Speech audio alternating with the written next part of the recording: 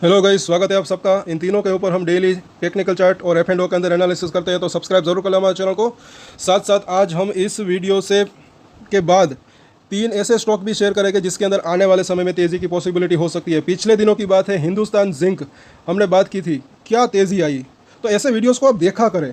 और यार, आप सुपर चैट नहीं करते, सुपर चैट भी ज़रूर करें, सपोर्ट ज़रूर करा करें। सुपर चैट के जरिए आप हमें पैसे भेज सकते हैं। कई लोगों को पता भी नहीं है, हमें पूछते हैं, तो इसलिए आपको बताते हैं। नीचे सुपर चैट का बटन है, वहाँ से आप सुपर चैट कर सकते हैं। उसके साथ साथ आप सवाल भी पूछ सकते हैं।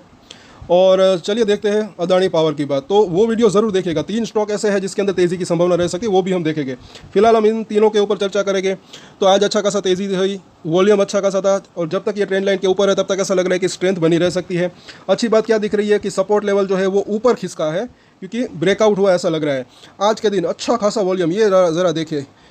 एनएससी के ऊपर बात करें तो 70 लाख के आसपास की डिलीवरी उठी, ये भी अभी 3 बजे के आसपास का अपडेट है। और यहाँ पर अगर हम देखते हैं वीकली चार्ट के ऊपर, बुलिंजर बैंक के ऊपरी लाइन के ऊपर निकला है, लेकिन इसका मतलब ये भी नहीं कि ऊपर नहीं जा सकता, जा सकता है, लेकिन हो सकता है कि उसके पहले थोड़ा सा कंसोलिडेशन भी रहे। क्योंकि यहाँ पर अगर देखें मंथली चार्ट, ये ज़रा देखें, ऐसी जानकारी आपको और कहीं नहीं मिलेगी।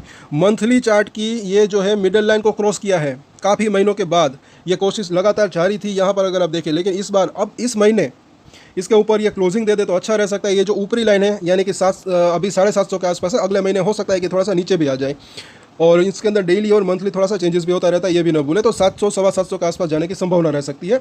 और आगे देखिए तो यहाँ पर इसके सपोर्ट और रेजिस्टेंस शॉर्ट टर्म की बात करें तो 600 के आसपास की क्लोजिंग रही।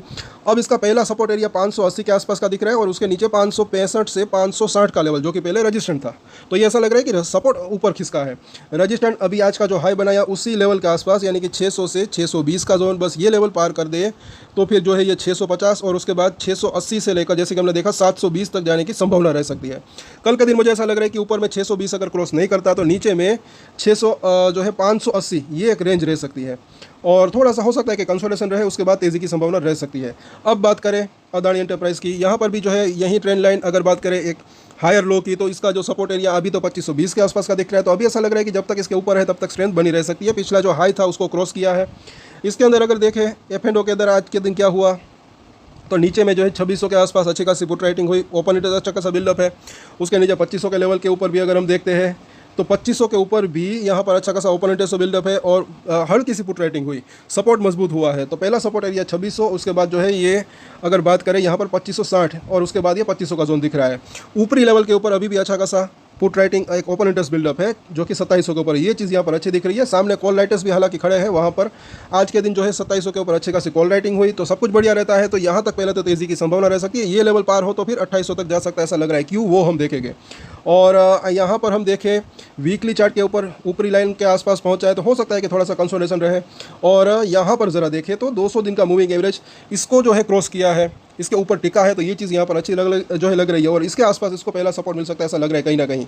और यहाँ पर हम आगे देखें सो यहाँ पर इसने एक बड़ा सा जो है गैप छोड़ा था, जो कि 2800 रुपये के आसपास का जोन है। तो अगर सब कुछ बढ़िया रहता है तो हो सकता है कि थोड़ा सा कंसोलिडेशन रहे, उसके बाद वापस से तेज़ी की संभावना रह सकती है, फिर यहाँ तक आने की संभावना रह सकती है। अगर ये लेवल पार हो तो फिर 3000 तक जाने की संभावना रह सकती है। और 25,200 अगर निफ्टी पार करे तब इसके अंदर तेज़ी की संभावना रह सकती है, ऐसा लग रहा है। तो सपोर्ट और रेजिस्टेंस की अगर बात करें तो 2600 के आसपास का प्राइस है पहला सपोर्ट एरिया। इसके अंदर अगर बात करें तो 2580, और उसके बाद जो है 2520 के आसपास का जोन, तो ये सपोर्ट ऊपर किसका है इसके अंदर वैसा लग रहा है। और रजिस्ट्रेशन की बात करें तो पहला रजिस्ट्रेशन 2640, और उसके बाद जो है पहले तो 2700 के आसपास का जोन, अगर 2700 पार करें तब 2800 तक जाने की संभावना रह सकती है, और ये गैप फील हो सकता है, ऐसा लग रहा है। और अब यहाँ पर देखें तो अदानी पोर्ट्स 1500 तक का हाई बनाया, ऐसा लग रहा है कि वो जो एक हल्का सा एक मतलब कि जो टारगेट या फिर एक रजिस्ट्रेशन था वहाँ तक आया है ये। अब बुलिंजर बैंक की भी ऊपरी लाइन के आसपास था ये। यहाँ पर क्या हुआ तो ये देख लेते हैं एफ एंड ओ के अंदर। तो 1480 के ऊपर जो है हल्की सी पुट राइटिंग हुई, ओपन इंटरेस्ट मजबूत हुआ। पहला सपोर्ट एरिया लेकिन यहाँ पर दिख रहा है 1460 के ऊपर, क्योंकि वहाँ पर अच्छा खासा, वहाँ से एक अच्छा खासा ओपन इंटरेस्ट बिल्डअप है। और नीचे में जो है ये सपोर्ट थोड़ा सा अगर देखें तो वीक नहीं हुआ, लेकिन इसका कह सकते हैं कि इसके अंदर प्रॉफिट बुकिंग किसी ने की होगी, लेकिन मेजर सपोर्ट एरिया वो हो सकता है।